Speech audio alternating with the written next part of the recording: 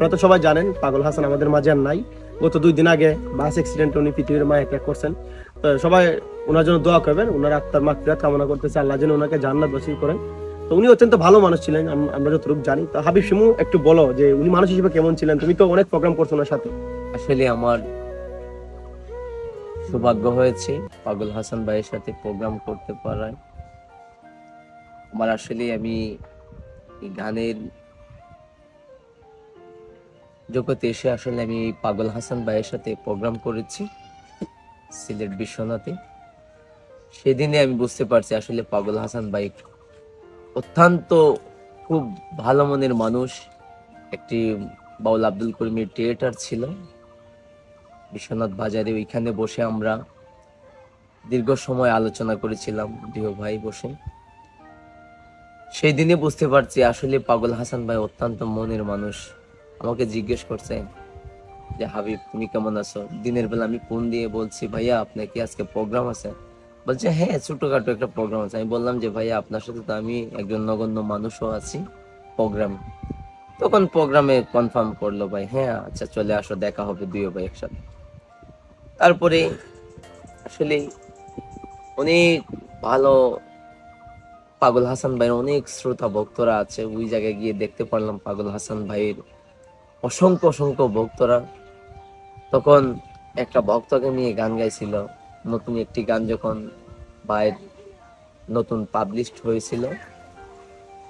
গানটার নাম হচ্ছে কার আসমানে উড়োলে আমার মন পিঞ্জিরার পাখি। আসলে অত্যন্ত আমি ওই দিনই আমি আমার পাগল হাসান ভাইয়ের মায়ায় পড়ে গিয়েছিলাম আরো বেশি। আরেকদিন আমাকে ফোন দিয়ে আমি জীবন কথায় প্রেম কলমকে দাগ দাগে গানটি গেয়েছিলাম ভাই আমাকে ওই তখন ওই কপিরাইটের কি ছিল, ফোন দিয়ে আমার সায়েন্টিফিকে বলছিল যে গানটি ডিলিট করে দাও। ওই তখনই আমার কথা হয়েছিল। আর আমি সরাসরি ভাইয়ের সাথে প্রোগ্রাম করে আমি আমার ভাগ্যবান মনে করছিলাম যে পাগল হাসান ভাইয়ের সাথে প্রোগ্রাম করে। তাই আমি দোয়া করি আসলে আল্লাহ যেন পাগল হাসান ভাইকে জান্নাতে সর্বোচ্চ মাকাম দান করেন এবং জান্নাতুল ফেরদাউস নসিব করেন। আর উনার পরিবর্গ যারা আত্মীয় স্বজন যারা আছেন সুখ শৈবার দান করেন।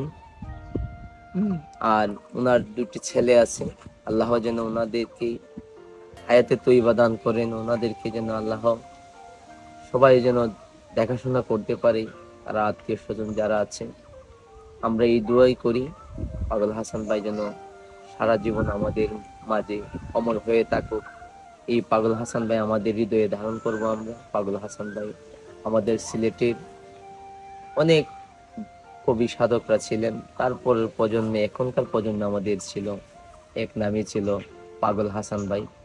আসলে খুব কষ্টের দিন যাচ্ছে আমাদের, স্মৃতিগুলা ভোলার নয়। আসলে ছবিগুলা যখন দেখে একসাথে ছবি তুলেছি প্রোগ্রাম শেষে, যে মানতে পারতেছি না যে পাগল হাসান ভাই চলে গেছে এই দুনিয়া চিরবিদায় নিয়ে, মায়া ত্যাগ করে চলে গেছে। তা আশা করি সবাই দোয়া করবেন, দেশ বিদেশে যারা দেখবেন আমাদের এই ভিডিওটি, এই পাগল হাসান ভাইয়ের জন্য দোয়া করবেন, তার পরিবারের জন্য দোয়া করবেন। আমরা দোয়া করি আল্লাহ যেন পাগল হাসান ভাইকে পরপারে ভালো থাকুক।